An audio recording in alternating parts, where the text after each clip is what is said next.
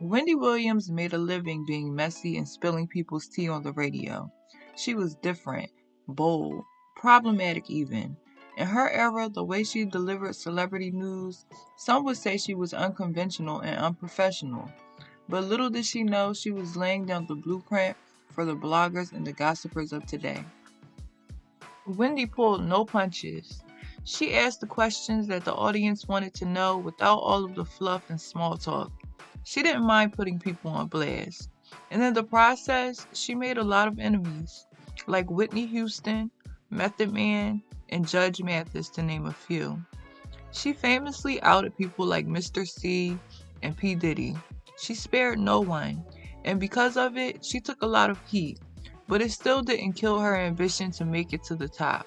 And that's exactly what she did. Whitney, as far as you stand with drug use, is there drug use going on at this present time? Who are you talking to? To you, Whitney. You. No, you're not talking to me. I'm a mother. Only my mother has privy to that information. You talk to your child about that. Don't ask me no questions like I'm a child. You talk to your baby about her, what she gonna be confronting and what she got to deal with. And Don't ask me like I'm a child, because I'm not a child, Wendy. My child is a little boy, and I will talk to him about drugs. Talk to him about that shit. Don't talk to me about that shit. But listen, Whitney, I will talk to my son about drugs because I have been where the world speculates where you are, which is I was a full-blown cocaine addict. So That's your problem, not mine. Move on. Well, nobody knew anything until Wendy Williams said that shit. She hasn't won a lot of fans, man. She doesn't have any fans, and the people that listen to her just as fucking dumb, because the bitch is an idiot, man. She's a fucking idiot, man. It's like she can say whatever she want to say about me. I never call up there for shit. She can say whatever she want to say. But you don't attack my fucking family, man. You gotta be out your fucking mind, lady. For real, you gotta be out your motherfucking mind, man. I ain't no regular okey doke nigga, man. I ain't no insane Justin Timberlake ass nigga, man. Come from Park Hill, Staten Island, Park Hill, nigga. You been on my block, you know where I'm from. You been on my block, these fucking them little niggas around there. Think I don't know, sniffing, blow, sucking these niggas off and shit, I know. However you want to do it, Wendy, but me, I'm not going to do it verbally. I'm not going to come on your little show and try and bark on you and shit like that. Nah, man, I'm a street nigga. You'll see me. I told you that it was tabloid trash, which all public figures have to endure. Right. And then you continue to want to talk about it for 10 more minutes. And I informed you that you were fueling rumors by continuing to talk about it, thereby I wanted to damaging my reputation. And I'm not going to let you do that. And when you try to do that, you're going to get checked every time you do it. Are you clear on that?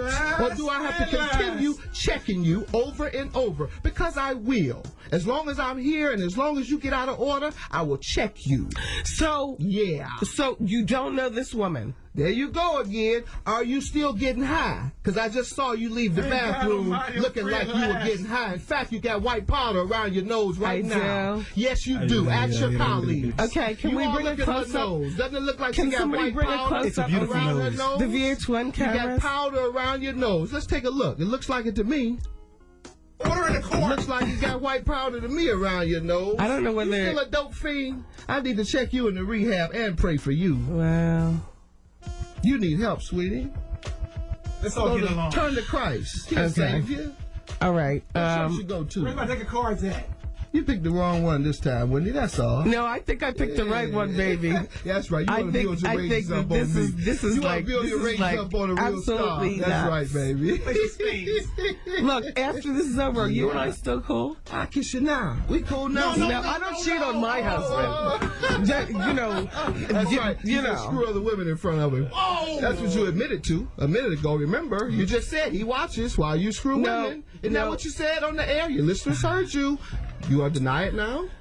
Oh boy.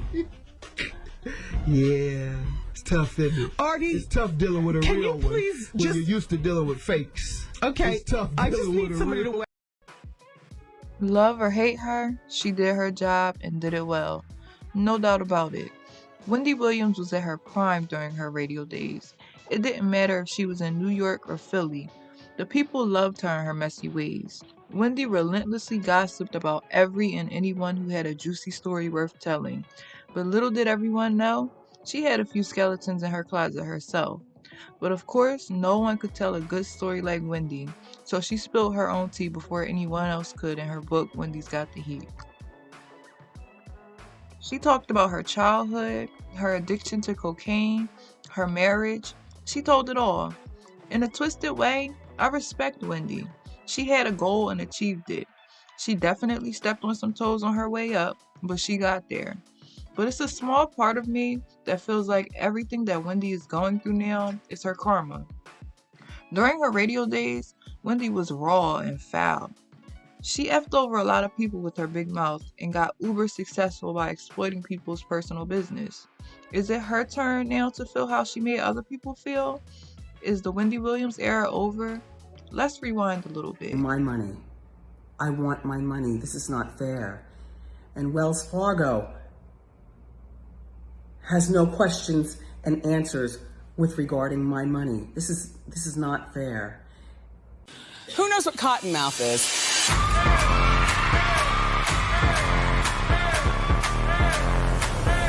Yeah, what's up with that? Get out of my light. What's the matter with them? Who put that fat rock on your hand? There is no fat rock. Nah, the other one. The left one. The left hand. Anyway. You're trying to twist it off. Ralph, is it time to go into another break? Is it time? Wendy Williams was so successful on radio. Getting a TV show was a no-brainer. But daytime TV is a different animal compared to radio. It's certain rules and protocols you have to follow, or you will get booted off with the quickness.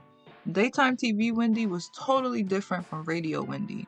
She had to tone it down quite a bit, so the audience got a watered-down version of Wendy. That still didn't stop her from getting into countless scandals throughout the years, like calling Evelyn Lozada's son a cash register, coming for Beyonce numerous times, saying that she was offended by HBCUs, victim shaming, and the list goes on and on. None of that stopped her from having a 13-year run though, but behind the scenes was a different story. As a Wendy watcher, it's been times where I would watch and say, what the hell is wrong with Wendy? It could be anything from her slurring her words or zoning out or Norman correcting her. She would sometimes exhibit odd behavior, and I always thought, maybe she's getting old or maybe she's having a hard day. Then the epic faint scene around the world happened and things started to unravel. Our first guests are an iconic hip hop trio. Black China is suing the Kardashians for getting her show canceled. She's blaming them because allegedly there are emails alleging that Khloe and Kylie leaked the emails allegedly fake. Kylie is saying it's an alleged fake relationship. Gee, you think? How you doing? Halloween costume contest. We do it every year. It's always a lot of fun. Let's get started. Our first caress.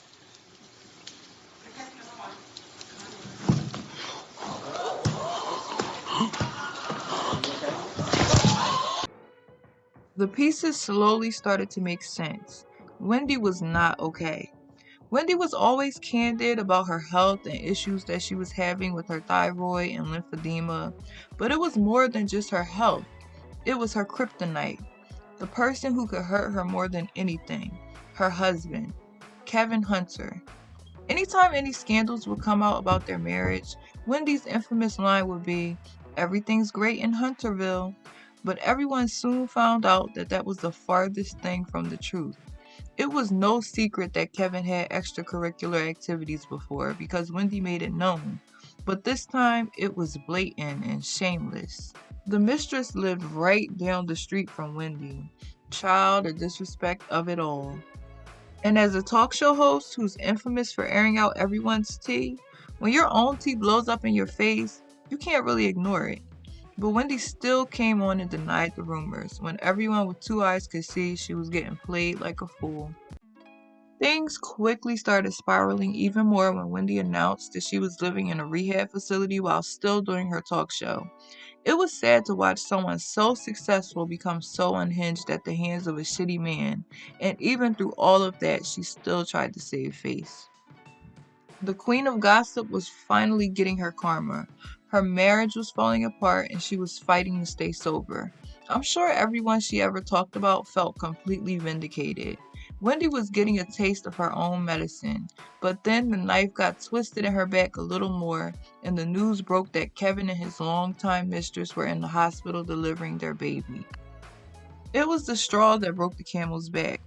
It was apparent Kevin had no respect for Wendy, so she did what she should have done years ago and divorced and fired him. She was finally free, and the rumors about Kevin and how he treated her started to come out. Wendy claims that he was mentally and emotionally abusive, but never physical. I honestly have a hard time believing that, but maybe that was just Wendy's way of trying to protect him from the judgment of public opinion. She also said that Kevin was controlling, and he isolated her from certain friends and people that he didn't like. And the people that worked with Wendy also said that he was hot-headed and hard to be around. If that doesn't sound abusive, then I don't know what is. It was nice seeing Wendy finally free from the chains of Kevin Hunter. She seemed lighter, better. She had a new lease on life, and she was trying to find love again. Then the Rona hit and killed everyone's spirits, but the show must go on. So we got to see Wendy filming the show from her high-rise, and that's when things got strange. Everything about it was so cringeworthy. Wendy looked disheveled, and she barely managed to get dressed. She filmed a live talk show in her robe while eating, going on rants, and crying. It was a hot mess. Maybe skydive. Speaking of like air things, yeah. Yeah. Yeah, but I'm not doing that now. Yeah. What a different world. Yeah, I know. So there's this A-lister lawyer whose entire account has been hacked.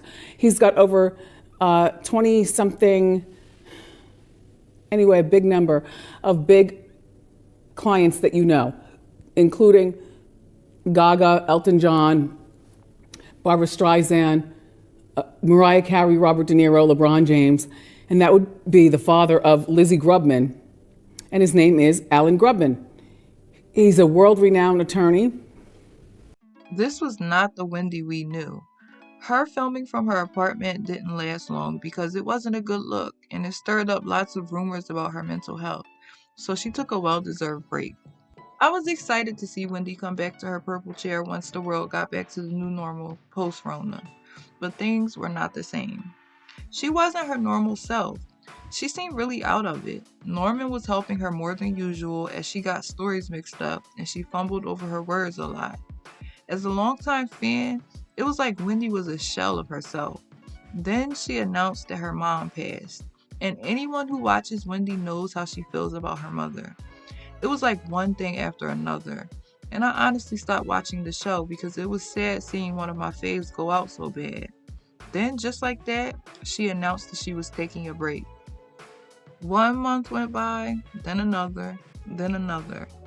As more and more time passed, more excuses came, like she caught the Rona, or she was having more health problems. Then the pictures came out of her being carted around in a wheelchair. It was rumors about her having dementia, her bank accounts being frozen, and now the Wendy Williams show is done, just like that. It seems like she's going out messier than she came in. And maybe it's karma, but it's also a cautionary tale. Wendy let a man knock her off her square, embarrass her to no end, and then he still ran off with the side chick and took some of her hard-earned money while doing it. Hopefully, this isn't the end for Wendy, but only time will tell. She's the best to ever do it in the gossip game, and she doesn't deserve to go out the way she's going out. What do you guys think about the situation?